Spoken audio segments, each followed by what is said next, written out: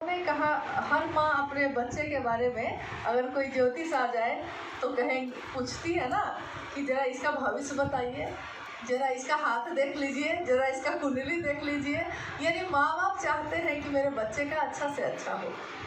तो उस दिन साहब की माँ राधा देवी ने उस तांत्रिक से कहा कि जरा मेरे बहू को जो है उनका भविष्य बताइए ना।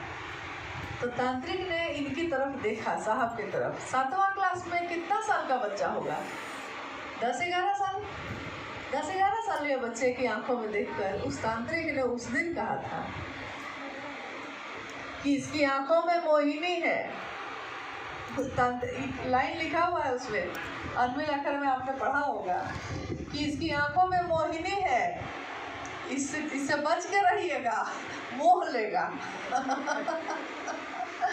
सही बात है, उन्होंने ऐसा मोहा है कि अब जो है दिल में कोई और आता ही नहीं है, जगह ही नहीं बची है। तो धराम से बैठे कुर्सी पे, तब वो तांत्रिक बोला इसकी आंखों में मोहिनी है। हमेशा साहब ये कहते थे, जब इस तरह की घटना होती थी तो कहते थे कि कैसे पता चला सबको कि मैं आया हूँ। अब मुजफ्फरपुर कैसे पता चला? किसी ने किसी को बताया नहीं, लेकिन खबर आग की तरफ फैल गई। काठमांडू में इतना गुपचुप तरीके से गए, और जब हॉल में पूछे साहब कि किसको किसको पता था मैं आया हूँ, तो एक बात है, ईमानदारी है गुरु भाई गुरु बहनों में कि कोई छिपाया नहीं, सब हाथ उठा के बोला कि हाँ हमको मालूम था। तो बाद में जब हम लोग होटल लौटे तो मैंने उनको एक पंक्ति सुनाई, इश्क मुश्क नहीं छिपते हैं लाख छिपाए कोई। इश्क मुश्क मतलब, इश्क मतलब होता है मोहब्बत। कोई किसी से प्यार करे, अगर छुपाना चाहे उसको, पीठ फेर के रहे, तब भी पता चल जाता है। नहीं पता चल जाता, उसके लक्षण से पता चलता है।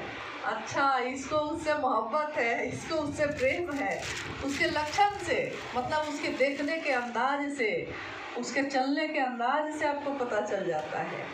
मुश्क मतलब विरह में अगर रात भर कोई रोया है, उसकी आंखों को देख के आप समझ जाइएगा कि रात भर ये आंखें जो है विरह में रोई है।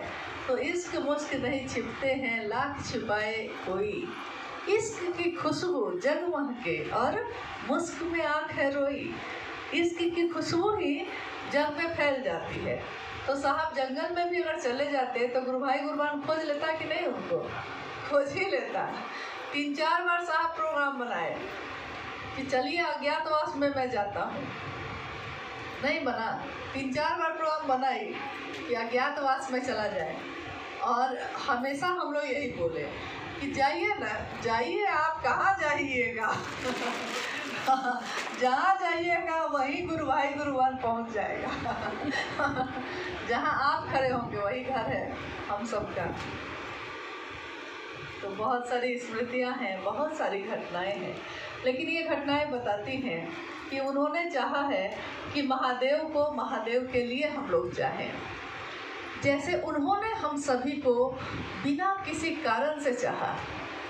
हम लोगों को चाहने में साहब की क्या कामना थी?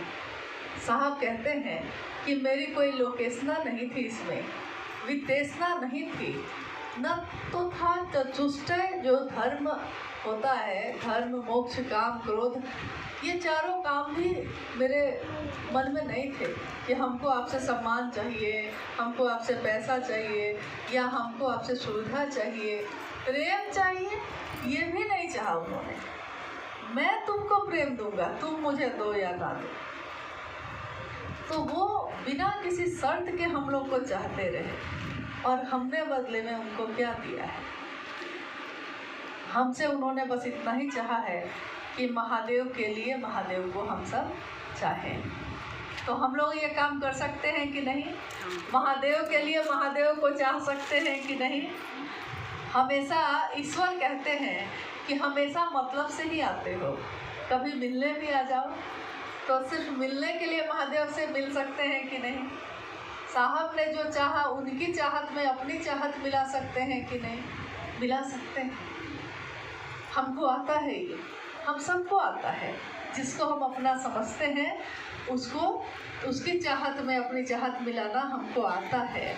हम कहते हैं कि तुमको हम इतना प्रेम करते हैं, इतना प्रेम करते हैं कि तुम जो कहोगे वही बात कहेंगे, जो तुमको हो पसंद वही बात कहेंगे।